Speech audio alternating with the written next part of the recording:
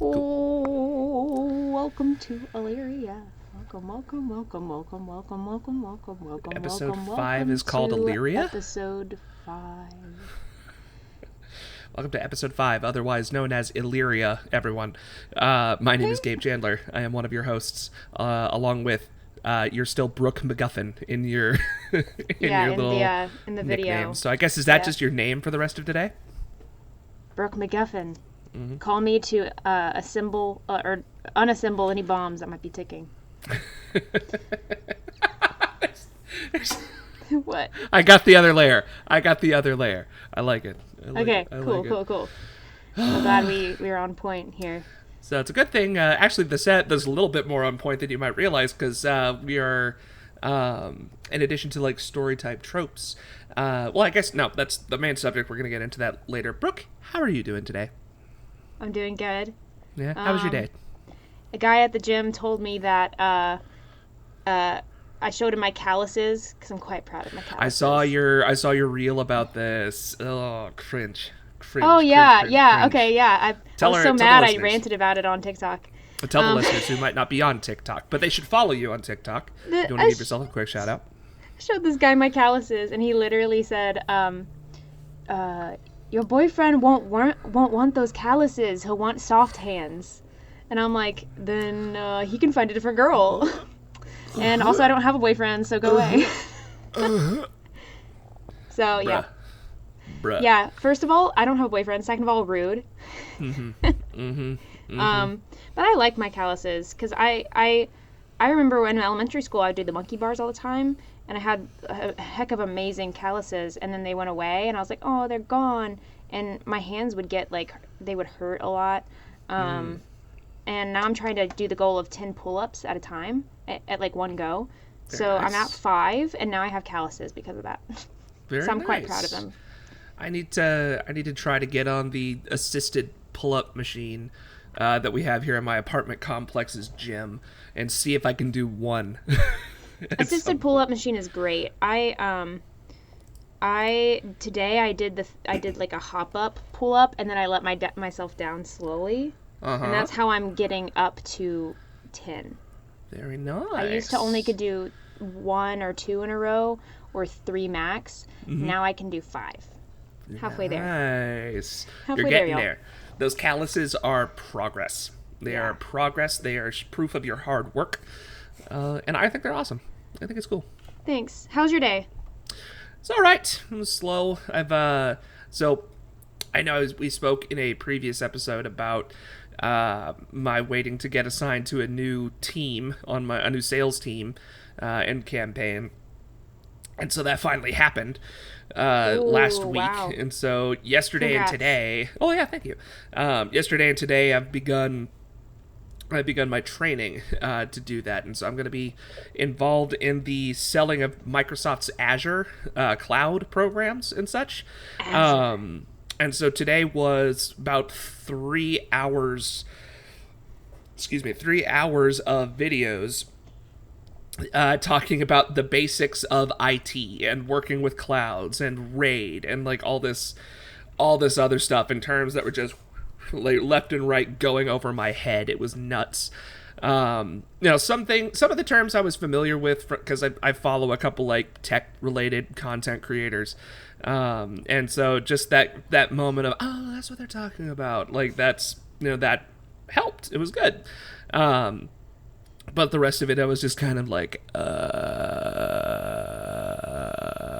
cool. Good. Glad somebody.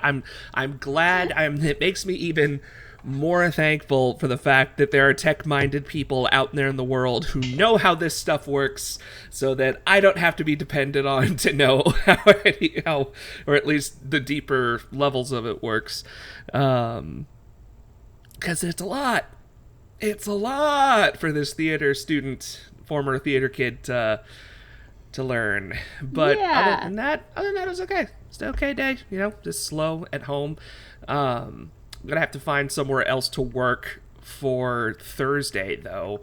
Find someone to hang out with or something like that, or go down to church maybe and see if I can get on their Wi-Fi because apparently our apartment complex is about to do some main water line work, and so wow. like from 9 a.m. to 6 p.m. on Thursday, there's gonna be no water Oh my gosh. for the complex. They're gonna shut it off. So That's crazy. yeah, just a little Bro. bit, just a little bit. So I'm gonna try to find For how long? somewhere 2 else to days? work from 9 a or no, so it's Thursday from 9 a.m. to 6. Okay. All right. Well, that's not as bad as I thought. I thought you said like 2 days. Oh no, no, no, no, no. That would Sounded like be that crazy. would probably be illegal. Illegal. That's illegal. It's double what you're doing. That's illegal. Yeah, for But real. so Um, but yeah, that's kind of well, how things are going with me. well, I hope you find some water. That's really Appreciate it. important. Make sure you drink 3.7 liters a day. You can. I currently don't, and I need to. Water is the best detox. And your body's 70% made of water, so drink your water. But I mean, what if I consume too much water and I hit like 71%? Will I just like melt? Yeah, Did you ever think about that? be careful. You're gonna melt They away. they teach you that in PT schools and such. PT school.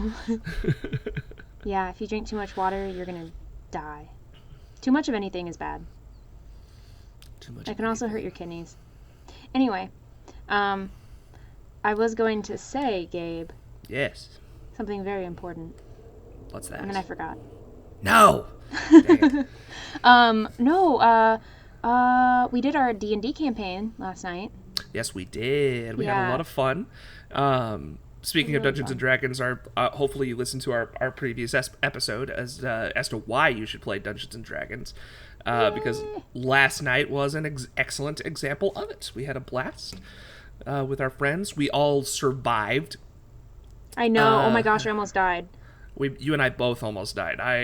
I was luckily I was not killed. I instead got magically turned into a T-Rex, so Yeah, he everything's became okay. a T-Rex. Oh yeah, the thing I was gonna say. I don't know why that reminded me, but I applied to a new agency here in town. Really? Yeah, because remember we were messaging and I was like, hey, look at these people, and Yeah. I applied to one of those people. Not Very the voice cool. reel. Okay. Not for voice reel like we're both gonna do, right? Yes, we're still gonna do that. Yeah. Did you look at the voice reels? The demos? I did a little bit, and it was very informative because like Good. that's been one of the biggest things for me is that I feel weird recording something just for a reel that's not something I did professionally, if that makes sense. Why? People do it all the I time. don't know. It feels, for some reason, it almost feels like fudging your resume or something like that, or padding your not. resume. It's not, and that's actually what they teach to do. Okay. Yeah. It's less. I need to stop thinking about it as a resume and think about it more as like an example That's of your what audition. I'm capable of. It's your It's an audition. It's an audition, so it needs to showcase my range and stuff like that. Yes, exactly. Okay. Don't think of it as a lie, because why would it be a lie if you're hearing it and you're able to do those voices? If it's showing what I can actually do, that's a good chance. what a would good be a point. lie, or kind of stepping over the edge, is what some people do, where they put where they do voice overlays of existing animation, Okay. where it's like, oh, I can do this voice, but it really wasn't you in the show. Maybe don't put it to animation in a YouTube video. You know what I mean? Yeah, I gotcha. Okay. Yeah. Okay. Yeah. So. But yeah, that's super important. So demo reel, finish that. I need to finish mine. I used to have one. I lost it over time. I used to have one in college. But yeah, so I applied to an agency. I don't expect to hear back when I just apply to agencies, because it's usually they have to see you in person to remember you or invite you. So I haven't heard back. Oh, shocker. It's been like a week. Oh, no. So I don't expect to hear back. I'm definitely going to reach back out to the agency I was once a part of. I won't mention them unless I get back in with them. I quit them because my current agency had a contract where they were like, oh, you can only use us in the whole entire Southeast region. I'm not going to fun. be with agents that do that anymore, because it's Okay. not beneficial to me, you know? It's like you only get the auditions that they get you, instead of like all the auditions you could possibly get with bigger agents or different agents. It's like, why would I limit myself if I'm not booking anything? Like, I get they have they have this argument that you have to have so one of their managers that was my old manager was with that agency or through the agency. Mm-hmm. But managers are supposed to talk to casting directors, and he's not talking to casting directors for me. So why would I need to have one agent so they can track my schedule when I'm not booking anything with them? You know what I mean? Yeah, that makes sense. It makes sense if like I was booking a lot and they need to keep track of my schedule and know my availability at all times so I don't double book. Yeah. But there's no chance of that right now. And this is my career. And if they're not like working for me and meeting casting directors, yeah, no thanks. I need more agents.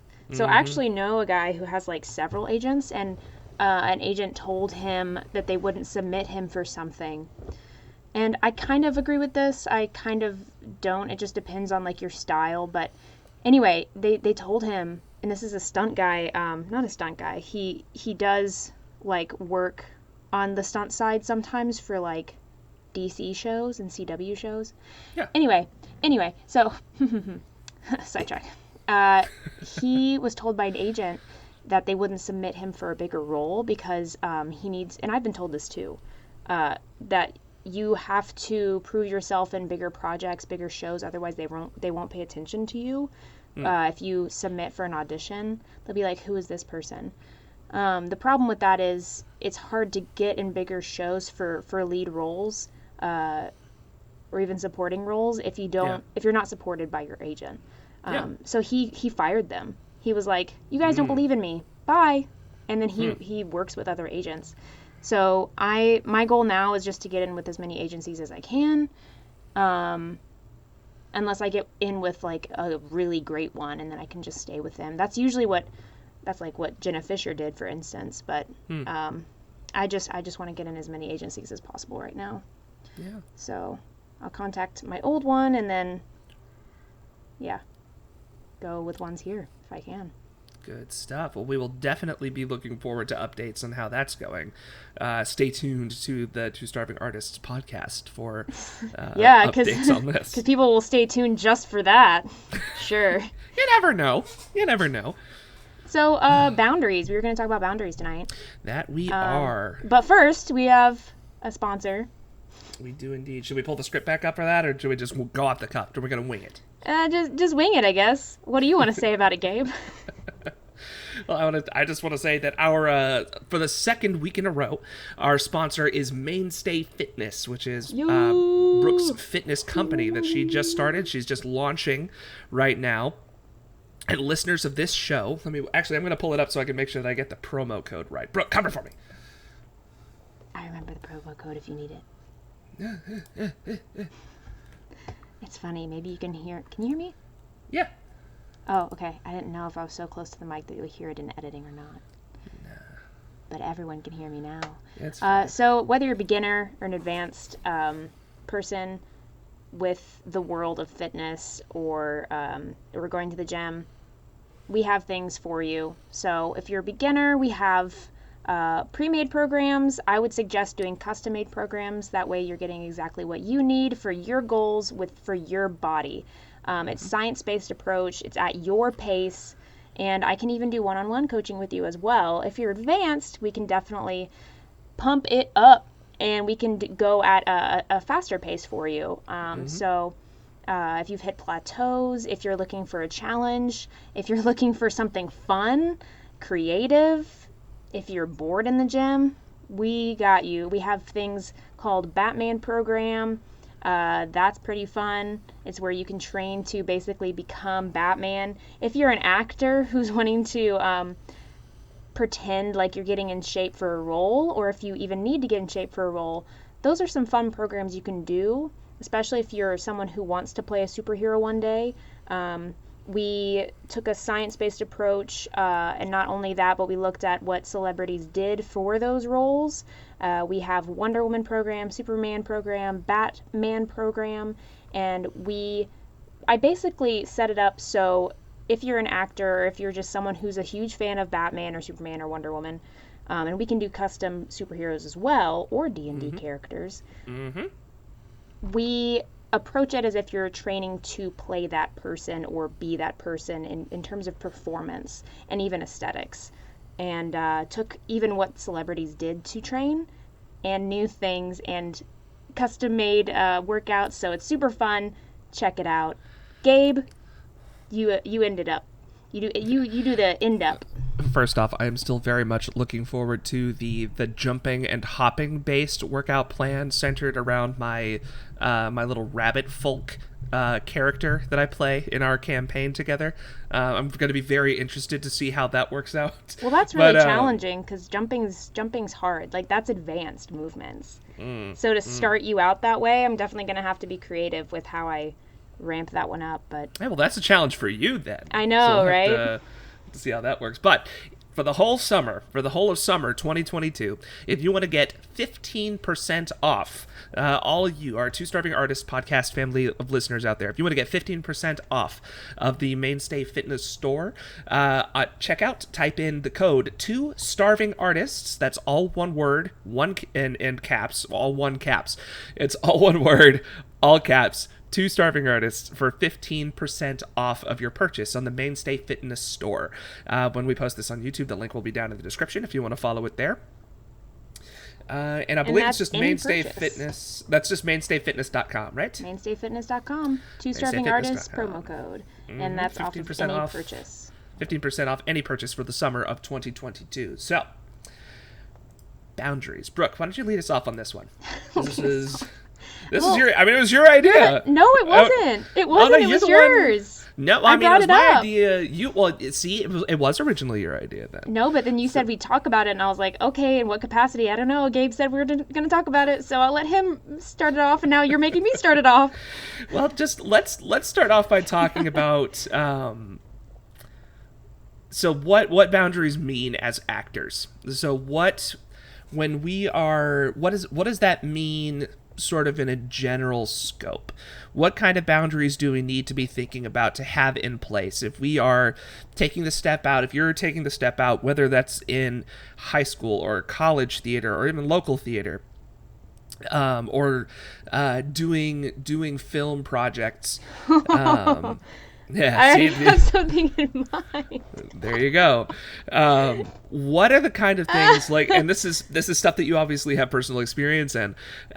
So when actors need to be thinking about the boundaries that they need to consider, what's sort of a general overview of that? Well, I thought about this earlier, but for me, it's definitely tied to my faith. So I would like to say I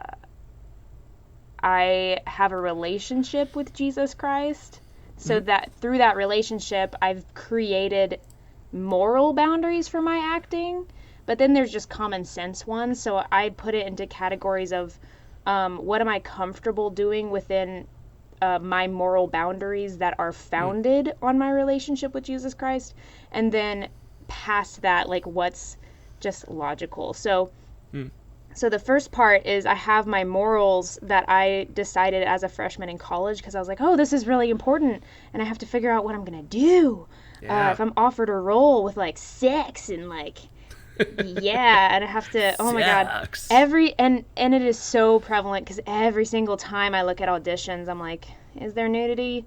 Oh, they want me to be topless. I have to think about this one. Or or like, yeah, nudity is required, or your character will be nude, but like you'll wear pasties. If you don't know what pasties are, like they're, for those in the audience, they're things that go over nipples or over genitals that are flesh colored. So on camera, you can look, it looks like you're totally nude, and in person it would definitely kind of at a glance look like that, but you're not technically. You're still showing a lot of skin. It's true. Yeah. So you just have to figure out like what your boundaries are. So I figured that out freshman year of college, specifically just the moral part, so that I would respect myself and I would help people know how to respect me because I set those boundaries up before I audition. And one of the things that I always remembered, especially going to, especially being around the people I was around as a professional actor starting out, when I was starting to get paid for things, one of the things I saw that really bothered me was people who were, I don't want to say the wrong thing here, but people who usually had some sort of tie to a religion were the ones who would say yes to a project and then back out. And that is a huge no. You cannot do that.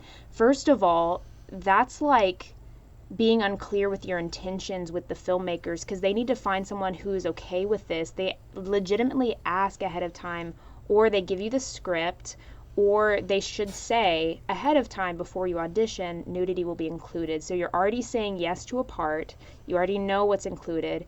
And that specifically nudity has to be said ahead of time. You can't sign a contract to play a character without nudity, and then all of a sudden they spring it on you while you're on set that, oh, you have to be nude. That's against the law. Mm-hmm. So I was going to say, this is not an instance where you agree to do something and then they change the terms of the deal. Like, this is specifically for instances where you know ahead of time, and you basically are, like, for us as Christians, it goes back to the commandment essentially that you need to let your yes be yes and your no be no. Yeah, let your yes be yes and your no be no, and don't just back out of something. You're letting a lot of people down. That's like sometimes hundreds of people, sometimes thousands. And the other thing is too, I've been really disappointed in people of similar faiths of mine that have done that, because it's a bad standard. Or even showing up to auditions and you're like, or you ask them in the audition room, like, oh, hey, is my character going to say this bad word? If you're already having, it's just so unprofessional. Like, I cannot stress enough it's how unprofessional it is. Don't go to the audition. Like, don't go to the audition if you already have like a moral dilemma with something, and you're just blacklisting yourself. Yeah. To show up in an audition and be like, is the term GD in this? God damn, is that in this? Oh my gosh, is that in this? Can we edit this out just for me? Yeah, no. If you even think that you're going to be uncomfortable with the script, no one's going to want to work with that. And if they do really want to work with you, you need to set up your boundaries ahead of time, because not only does that is that better, but it's also more respectable. Like, you're setting up boundaries, you're letting everyone know ahead of time, and you're letting people know how to interact with you. You know? So it's better for everyone. Yeah. And then there are the No, sorry, go ahead. No, I was just going to say, and then there are the common sense things, which we can get into, but that's a long story. So anything you want to say about what I just said? Well, no, I mean, a lot of this goes back to something. So I was recently a guest on another a Christian media podcast run by my buddy Zach. It's called Godfellas, which is, I believe the episode that I was in will be coming out as of the recording of this a little over a week. So I think June. Let me check the calendar real quick. Was it a few weeks ago? So I recorded it this past Thursday.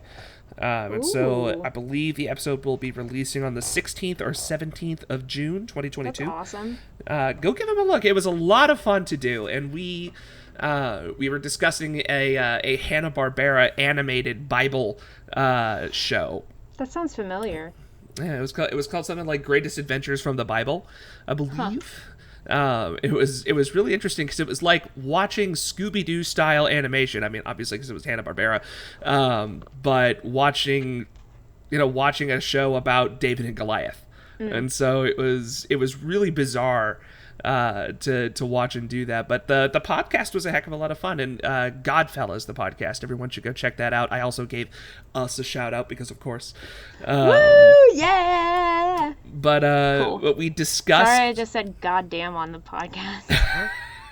You want me to and bleep it I out? did it again. No, no, don't bleep it out. We talked about something similar in how does my faith, or essentially how does my faith affect my my walk as an actor, That's a and funny it question. well, yeah. Well, I mean, it's a relevant question though, because it was literally just what we just talked about, because it affects what roles we go for. It affects what we're willing to do on set. It's I have a personal relationship with Jesus Christ that helps inform my boundaries, and that you just said helps inform your boundaries. So the And thing is though, my boundaries are definitely going to be different than yours. mm-hmm. Um, And everyone's boundaries are going to be different than everyone else's. I mean, we will yeah, have some similar ones just because ours are informed by our faith, but like yours, as a woman versus mine as a man, there's gonna, or what we're both comfortable doing just because of our different walks of life. What yeah, we've done, what we're willing to do. Those all inform our boundaries. It's no it's yeah, there's no one code that affects everyone exactly the same, with the exception of our faith to certain standards. yeah. And then um the hard verse is the one that says, "If this causes your brother to stumble, then what is the rest?" Hang on, let me look up the rest of it. It's if you're with your brother and you're eating a food that's unclean. It's like from the Old Testament. Or Or no, no, it's from the new one. that's It's yeah from the New that's Testament. that's Paul. Yeah, that's Paul. Romans Um, 14. Romans 14. What does it say? Let's see, Romans chapter 14 verse 13. This is where uh, a lot of people would disagree with my moral boundaries as an actor. I'm intentionally not stating my moral boundaries because I know it would start controversy. It's so much controversy. Yeah, therefore let us not pass judgment on one another any longer, but rather decide never to put a stumbling block or hindrance in the way of a brother. Is how it So starts as a off. woman, probably wearing this outfit would be too much of a stumbling block for some men. So as a woman, my moral boundaries, probably the church would not agree with my moral boundaries. Although I did help get my moral boundaries by someone who went to seminary and who was like a worship leader and a pastor, and so it's interesting. But I mean, it's just not. I'm not going to. Not every Christian is going to agree with my moral boundaries. It doesn't mean that I'm not. I don't have a relationship with Jesus or something like that. I think if I ever decide to do a role that requires nudity, it would have to be something very specific. A great example of that would be like, uh, oh my god, I almost said the wrong movie name. Okay, the right one. Schindler's List, for instance. There's a lot of nudity in that film, but it's not. It has a specific purpose, and It's not the focus of the movie, yeah, or it's not it's not yeah, gratuitous. It's not. It's they're not. in there to serve a purpose. Yeah, it's in there. There's so many bad jokes I could make. It's not like they're like, hey, there are boobs in this movie. Come see it. Yeah. No, Also, it's not about that this kind. guy Schindler in World War II, but there's boobs. Yeah. We're gonna have to put at least a PG-13 rating on this one. No, our podcast is PG-13. Period. I guess I guess we're we don't just have to put a establishing it rating here. on everything. That would be annoying. That's my other pet peeve with you know, just not the rating system, but like the general guidelines of what makes a person holy. Like we will never be perfect. I will never be perfect. Does that mean that I'm not going to aim for being the best person I can be? No, I'm still going to aim at being the best I can be, but it doesn't mean that Jesus loves me any less because I'm saved and by also, grace, and not by works. as our walk with Jesus, progresses, and as we continually grow closer to that was loud. I popped my knuckle. Okay, go ahead. Okay. Wow. But no, as we walk with Jesus, and as we continually grow closer to Him, that will also affect our thoughts and our actions, differently, over the years as Yeah. we continue to grow closer to Him. Yeah, Um, it's a double-edged sword because just like that verse you read, it's like judge ye not, or like don't judge each other. That was the first sentence it started out with. And then it said don't cause each other to stumble, right? yeah, or here, let me pull it back up. It's the Because it goes ESV. both ways, you know? I need to look into the context of it a little more, but let us not pass judgment on one another any longer, but rather decide never to put a stumbling block or hindrance in the way of a brother. Paul is talking about when the Jews and the Gentiles, when they were trying to get each other on the same page and they were building the Mm-hmm. early churches, there were people getting mad that they were eating unclean foods, like of old Jewish customs. And then Mm-hmm. there were some that were eating, uh, the old Jewish custom foods, and they were looking upon the Gentiles or people who were new believers People who are new with believers, judgment. not of Hebrew upbringing Yeah, and and so such. Paul's Yeah. basically saying don't judge each other, but if you are around those people that are of the old Jewish custom ways and they're eating food that due to this old tradition, the Jewish tradition, um, maybe don't eat that food around them and cause Yeah. them to stumble. So that's where it gets tricky, and they were talking about food specifically, but a lot of people use that to say like clothing, like the clothing we wear or the things that we do don't cause each other to stumble or to, you know, fail morally. I guess it And like just here in gets that's where it gets tricky yeah, here with. in verse 20 it continues like, do not for the sake of food destroy the work of God. Mm, Everything is indeed clean, but it is wrong for anyone to make another stumble by what he eats. by what he eats. Yeah. Yeah. So it's essentially it's that idea of, while many things might be permissible, not everything is beneficial to everyone as You just well. hit something and it just rang. That was my mic stand. I apologize about that. So what did you say? It's kind of that similar idea of where while everything may be permissible, not everything is beneficial to Right. everyone. And so it all comes down to your walk with the Lord, what you are, like, what that convicts you in the spirit to do or not do, Yeah. and also being considerate of others. That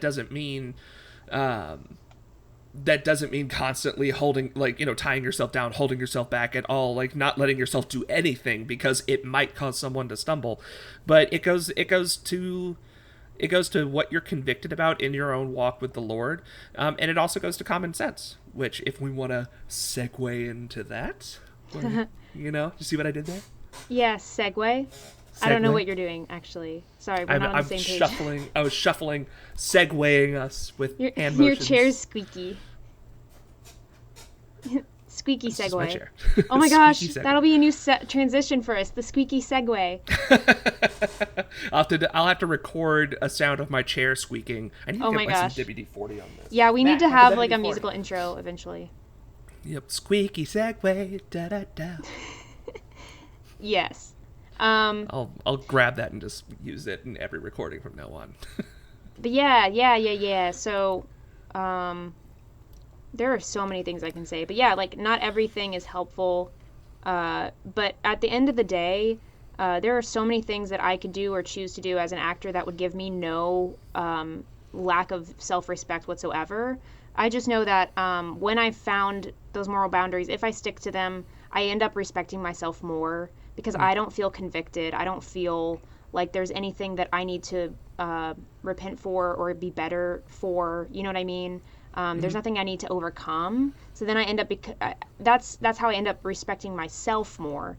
And that you can make that equation to anything. Like if I say I'm going to do something, I do it. And that just builds self-respect. It's like it's a psychology thing as well. A lot of psychologists talk about this when they speak to patients, for instance. If you're working with someone who's depressed, or someone who needs to eat healthier, it starts with those little things, and it starts with using the brain's reward and pleasure system to basically say, okay, you commit to something for a short amount of time.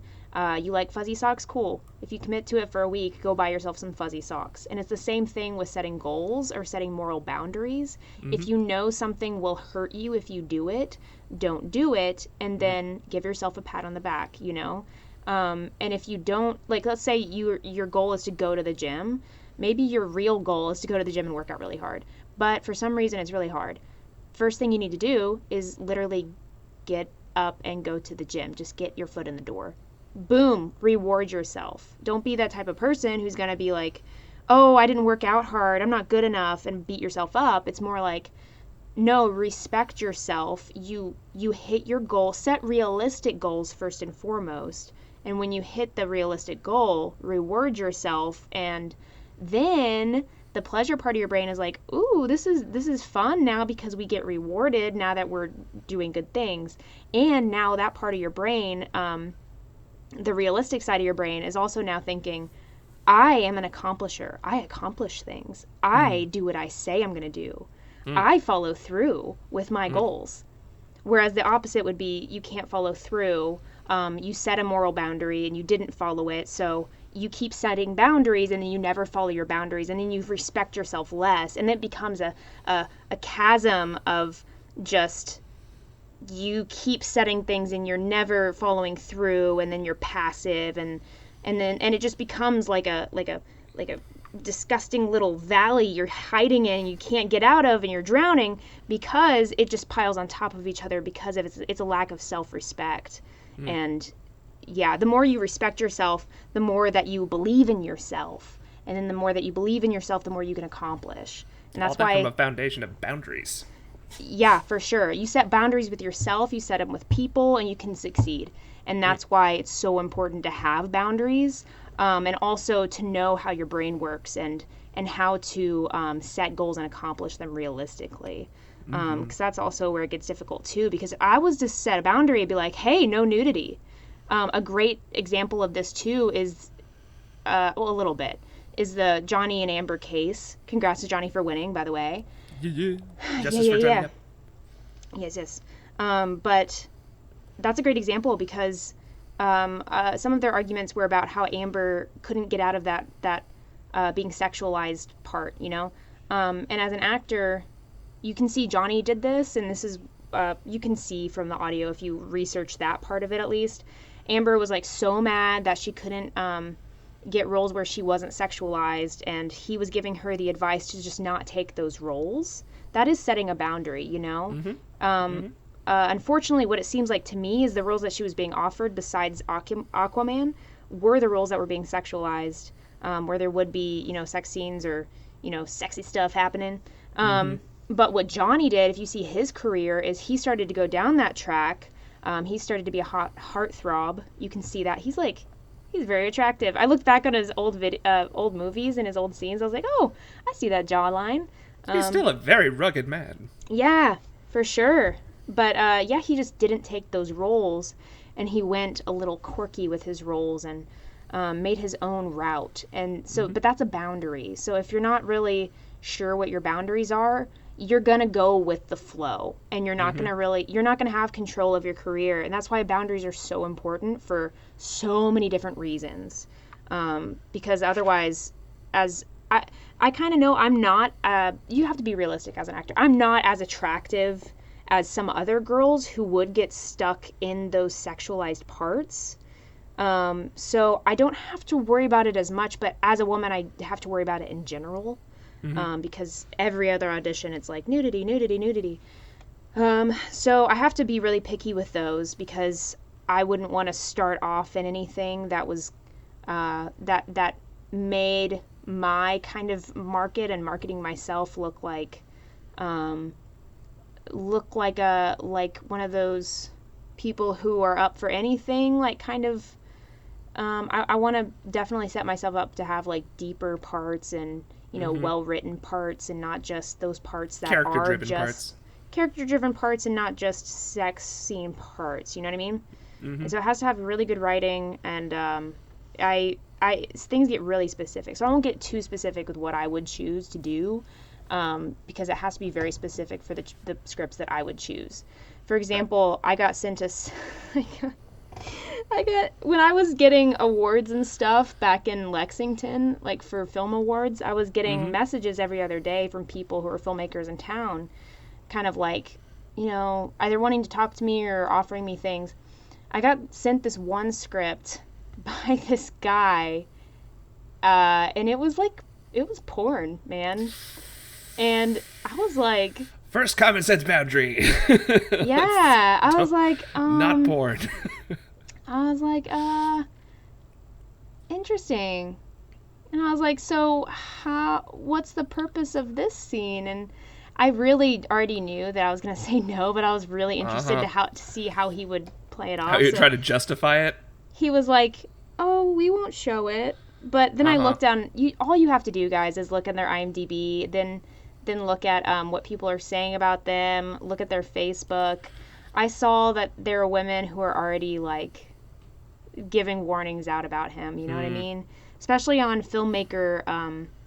Oh, and that guy made his own filmmaking page too. So that was dangerous because it looked like he was this guy, and there was a lot of people on that page, but he did that so he could get, stuff done and movies made. But shoot, man, it was straight up porn. It was like talking. Ugh, man, I can't even get into it. It would be rated R if we did.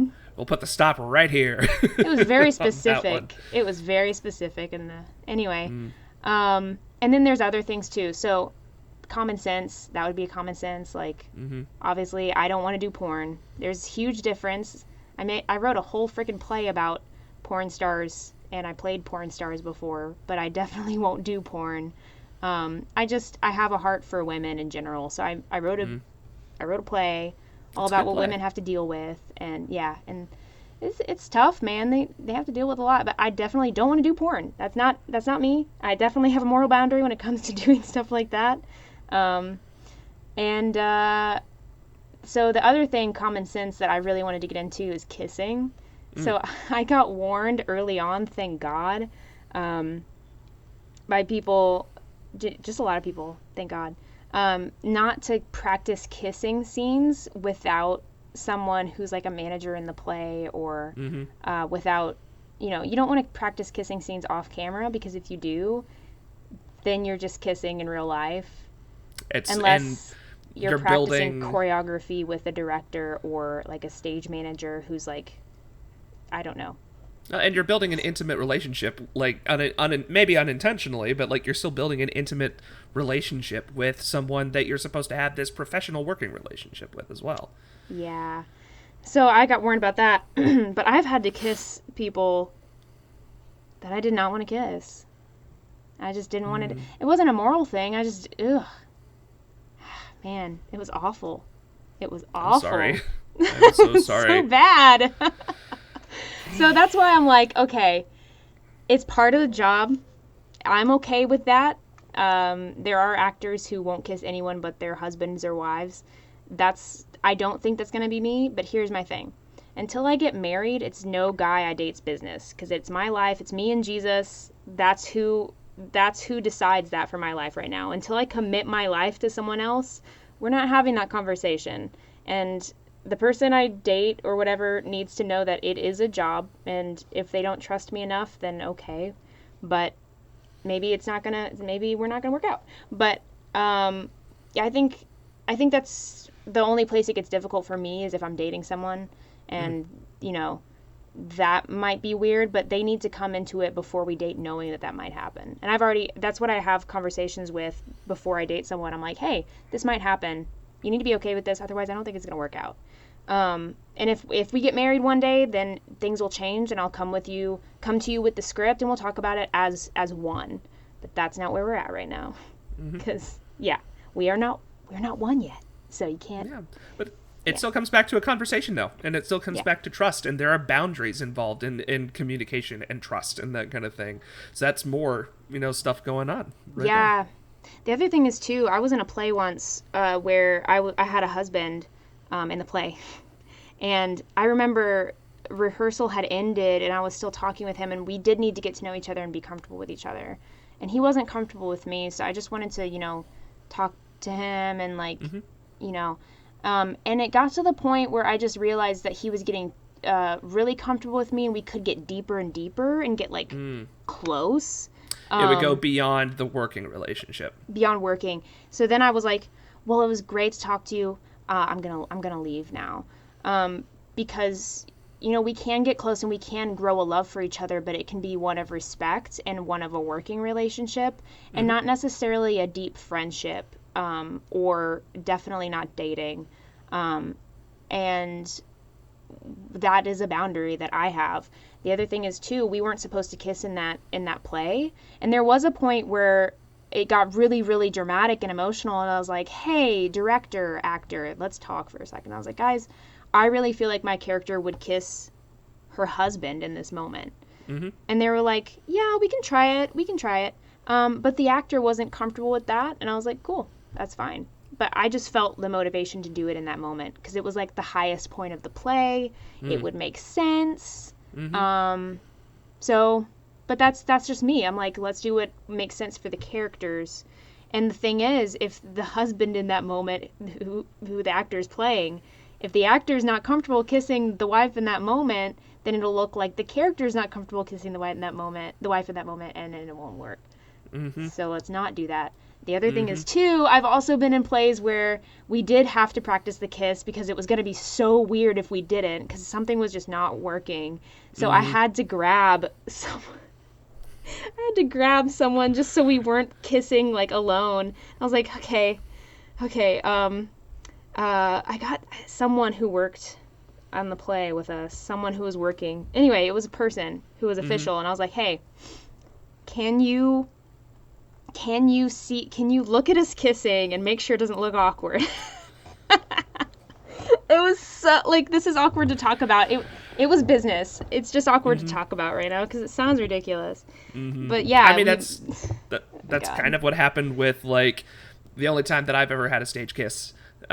We spent, I think, the whole of the rehearsal period up until like the last couple dress rehearsals not actually connecting with each other, like not coming together and actually having the kiss throughout the whole rehearsal process until the last couple of dress rehearsals, and that was just a thing that was like, first off, the director didn't ask us to actually go through with it until the last couple dress rehearsals, and I think that was partially because the director was respecting us as working professionals and letting us, because like the kiss was not the most important part of the scene or of the short play that we were doing. Like it came at the end, kind of it came at the climax, but the kiss in and of itself wasn't the climax. And so he knew that whether or not the kiss worked didn't necessarily mean like looked dreamy and amazing and perfect and like they have perfect chemistry, because it's these two characters' first kiss. So the whether or not the kiss looked perfect, whether or not the kiss looks perfect, was not the main concern there. And so we had the freedom then to develop our characters coming together in that scene, so that when we did then include the kiss and actually did it on stage, it worked. It still worked. We were comfortable enough in our characters and in the scene to be able to come together and do it, and do it as such. That makes sense. And I think there's also a difference between like waiting. There's a total difference between like getting a kiss to look perfectly magical and then just being natural with it, like in the moment. Sometimes you don't have to practice. But if I mean, I heard the reason why I'm so adamant about it and wanted to mention it too is because I heard a story, and the person who told me and warned me not to kiss alone is the person who was like, yeah, there was a person here who like got his co-star to kiss him because he wanted to date her. So he like kissed her alone so they could practice, air quotes. Yeah. And I was like, oh my God. Sure, real slick there, bruh. And that story I heard when I was young. I just remembered. I think I heard that in high school, actually, before I started more professional work. But yeah, and I like my first kiss in college for a sitcom I was in. I won't say any names, but it was awful. Like, the person was not nice. It was gross. I washed my mouth after every single take, and we had to kiss so much. It was the worst. Yeah. But I've also never had like a magical kiss that was actually like really felt magical and it was acting. Like, I've never had that experience. Yeah. So it's always been work. I've never felt a spark or anything while kissing someone for work. It was the one time that I knew, apparently, that... So I think it was like the second performance of that show. The one time I knew, apparently, the kiss really worked and like had at least the effect on the audience that was, you know, of a magical kiss, was when, you know, we hit every beat. You know, we were just on it for that scene, and it was flowing, it was going great. We came together and we kissed, and I heard this girl down in the front row of the audience be like, "Oh my gosh, it's so sweet." And so there was like no sparks or anything going off in my head, but as I'm you know, standing there, you know, kissing my co-star, I just, in my head, I was like, okay, it worked. Yeah, it's interesting how that works. That happened to me just once. It's so funny because when you force it or try to make it look magical, it usually doesn't. And every single time I tried that, it wasn't, you know, I didn't hear like a gasp or anything. But there was one night where the character was supposed to kiss this guy, and it was supposed to be like a big kiss, you know? She was supposed to just come out and kiss him. And I kissed him. And this time I didn't try. It was just like one big kiss kind of out of nowhere, like it was written. And I heard gasps in the audience, like, whoa. Like, I just heard a few guys in the audience go, whoa. And after the show, and the guy I was kissing, the actor, he was engaged. So she was actually in that audience that night. And I was like, dang it, why'd she have to come tonight? I felt so bad. I was like, I apologized to her. I met her. I was like, I've heard a lot of great things. I'm so sorry. There's nothing going on. I was just like the most awkward person. She's like, oh, no, it's cool, man. It was a great show. I mean, it's like... Thank God you're cool. That makes me think of Lin-Manuel Miranda's wife. Every night that she would attend a performance of Hamilton, she would vocally boo from the audience every single time he Wait, kissed. Really? Like, yeah, he's tweeted about that. She's tweeted about it. I think there's actually a video on Twitter of her booing whenever he would like kiss Philippa Sue or Maria Reynolds. Whoa. In the show. So that's crazy. It's kind of hilarious. Oh, that's so crazy. And then, I don't know, I could go on and on. There's so many funny moments. But I've definitely felt no spark ever kissing someone on stage. Pretty much any physical contact I've never felt a spark with, for honestly, and that's filming or stage work. I think that's okay. Because this is a job, you know. What we're doing is work, and especially if you are not wanting to have that kind of connection with someone who is not someone that you would want as a partner or as a spouse. No, I think you don't have to have a spark. Yeah, no, to sell you absolutely don't. You need chemistry to sell the relationship. But you don't need a spark to sell a good kiss. Yeah, especially if you know how to make it look like you're enjoying it. Acting. Acting. Yeah, and it's funny because when you do force it, it doesn't seem to work. It's crazy. Oh, which is just like real life. Oh my gosh. It's relationship section. It's the relationship part of the episode where we talk about dating and relationships. If you don't force it, then it might work. Back to you, Gabe. Don't force it. You've heard it all. Well, everyone, that's all the time we have for today. That's all the time we have, folks. Yeah. I don't know what else to there's say about that.